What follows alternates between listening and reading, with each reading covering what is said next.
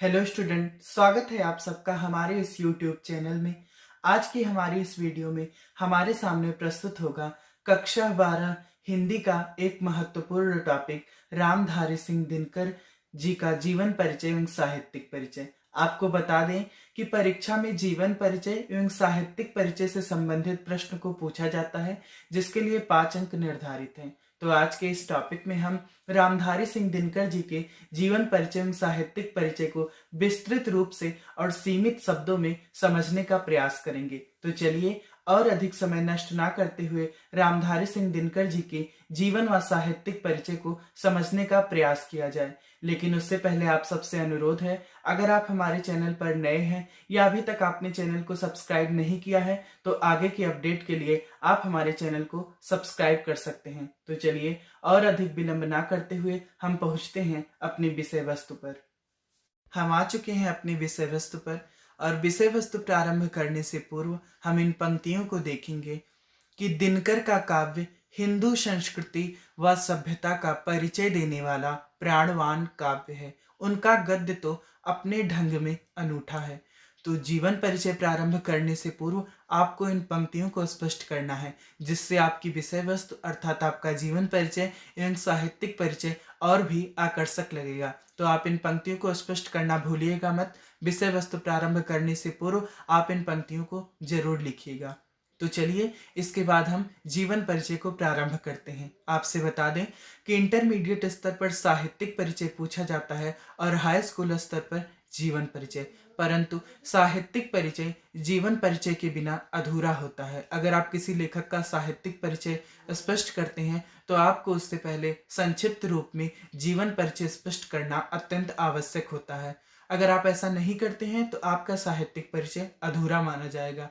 तो दिनकर जी के साहित्यिक परिचय को स्पष्ट करने से पूर्व हम उनके जीवन परिचय को स्पष्ट करते हैं। तो आप सर्वप्रथम हेडिंग लगाइएगा जीवन परिचय, और इसमें आप लिखेंगे कि राष्ट्रीय भावनाओं के ओजस्वी गायक कविवर रामधारी सिंह दिनकर का जन्म बिहार राज्य के मुंगेर जिले के सिमरिया नामक गांव में हुआ और सन है 30 सितंबर 1908 ईस्वी।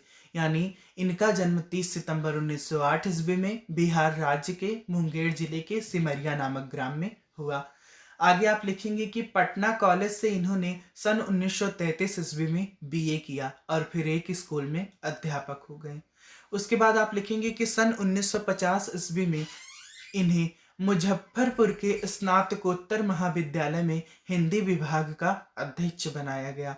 तत्पश्चात आप लिखेंगे कि सन 1952 ईस्वी में इन्हें राज्यसभा का सदस्य मनोनीत किया गया और पुनः आप लिखेंगे कि 24 अप्रैल 1974 को इनका निधन हो गया। तो इतने सीमित शब्दों में हमने जीवन परिचय को स्पष्ट कर दिया। तत्पश्चात हम साहित्यिक परिचय को प्रारंभ करते हैं। तो चलिए अब नेक्स्ट आप हेडिंग लगाएंगे साहित्यिक परिचय। चलिए साहित्यिक परिचय को देखा जाए तो साहित्यिक परिचय में आप लिखना प्रारंभ करेंगे कि दिनकर जी प्रारंभ से ही लोक के प्रति यानी संसार के प्रति निष्ठावान, सामाजिक उत्तरदायित्व के प्रति सजग और जनसाधारण के प्रति समर्पित कवि रहे हैं।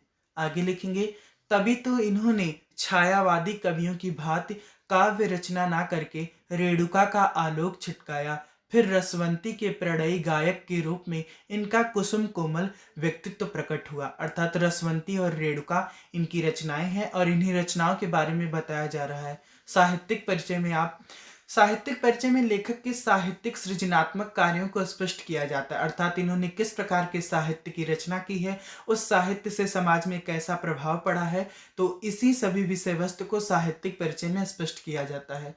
फिर आप लिखेंगे कि लेकिन देश की विषम परिस्थितियों की पुकार को भी दिनकर जी ने साहित्य में स्थान दिया। अर्थात देश की विषम परिस्थितियों की पुकार, देश की जनता का विचार को भी दिनकर जी ने अपने साहित्य में यथोचित स्थान दिया है।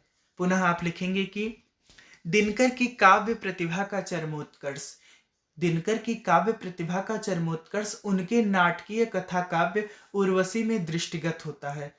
अर्थात यहाँ पर उनकी उर्वशी रचना के बारे में बताया जा रहा है। आगे आप लिखेंगे, इनके काव्य में सभी रसों का समावेश है पर वीर रस की प्रधानता है। अर्थात इन्होंने अपने काव्य में सभी रसों को स्थान दिया है परंतु प्रमुख रूप से वीर रस ही स्पष्ट हुआ है। और आगे आप लिखेंगे कि इनका चित्रण भावपूर्ण है और इनकी शैली ओजपूर्ण है। यानी इन्होंने जैसा चित्रात्मक विवरण अपनाया है वह भाव प्रधान है तथा इनकी शैली ओजपूर्ण है। ओज मतलब उत्साह से भरी हुई है। तो इस तरीके से हमने इनके साहित्यिक परिचय को स्पष्ट किया। तत्पश्चात शुरू होता है कृतियां। देखिए, कृतियां अत्यंत महत्वपूर्ण है। कृतियां के बिना आपका साहित्यिक परिचय अधूरा रहेगा। कृतियां अर्थात इनकी रचनाओं को स्पष्ट करना होता है। प्रश्न में भी रहता है कि संबंधित लेखक का साहित्यिक परिचय या जीवन परिचय स्पष्ट करते हुए उनकी कृतियों को स्पष्ट कीजिए। तो चलिए हम रामधारी सिंह दिनकर जी की कृतियों को देखते हैं।